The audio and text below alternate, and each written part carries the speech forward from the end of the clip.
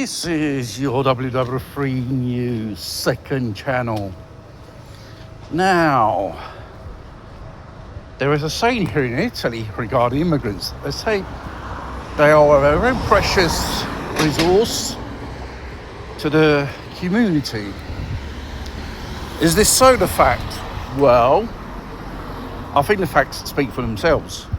You can always fact check it if you want. Now, they say they're the ones who's going to pay the pensions for our elders. Strange enough, only 10% of them work. Low income. 90% they claim welfare. They have everything all paid, even their household bills. And more these people claim on the system, more taxes people have to pay to keep these people in keep, who do not produce nothing. In many cases, they're an absolute nuisance to everyone. It becomes an issue of law and order as well. We have these North African gangs attacking people and even attacking themselves in gang warfare is unbelievable. And the problem is, they commit 40% of the crimes here in Italy.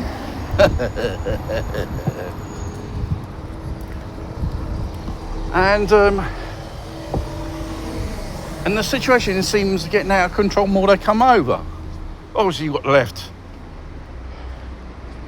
saying that they're all saints, when the evidence is obvious, they're a bunch of scumbags.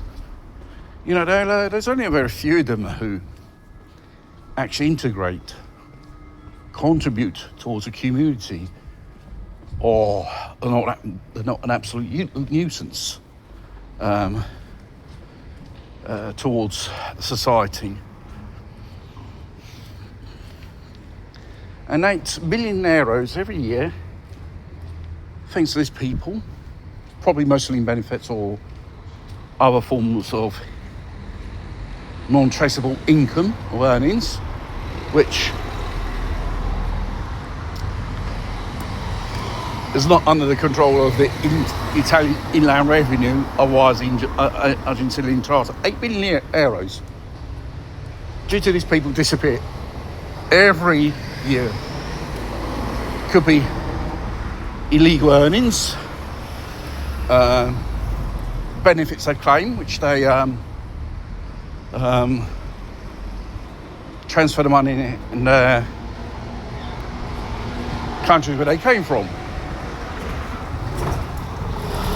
All we come to the fact, this money is to finance Islamic terrorism at the end of the day. If once upon a time this phenomenon was regulated rules, and who enters has the earned title, I think we wouldn't be in such a situation like this. Not just Italy, other Western countries, depending on who's in office as government. If it's a lefty, you're going to pay more high taxes or more of these people are going to come in. That's for sure. So, all politicians don't want to do nothing about it. Let's get the record straight on this. It's us. I have to say to the status quo, we had enough of this situation.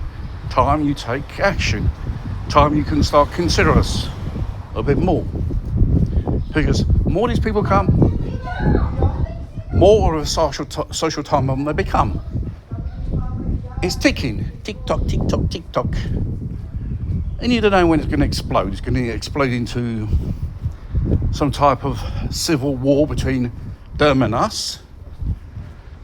And obviously those people who stand up, so-called patriots or whatever, they're just normal people because they've had enough. They don't want their country turned into a fucking third world shithole because due to the lefty political spectrum wants it. It's all part of an agenda. and then say you're racist if you want to restore law and order. No. That's how society functions.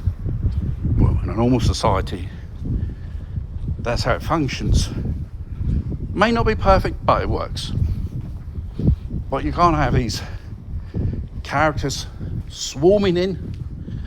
And now in the United Kingdom, I've heard, they're going to use artificial intelligence, facial recognition, so how to distinguish the underage immigrants from the adults. Problem is, that type of system does not work. They usually, when they use this to arrest people, they arrest wrong people at the end of the day. Seeing these boat people, they don't come with no documents at all, and plus you don't know what their background is. Grooming gangs, Islamic terrorists, organised crimes, third world poverty, and so on. The list is long. These people are not so-called teachers or scientists to take the jobs which the locals don't want to do anymore. And most of these people don't even speak even a word of that language to the country they go to. Therefore, money's thrown away for interpreters, language schools for them, and so on. Billions is just thrown away for nothing, and you don't get nothing in return positive. They seem just to hate the country who they are hosted in. It's typical, especially North Africans and even second generation immigrants. This is the story. Because they live in communities, closed communities, that do not integrate. There are those probably do.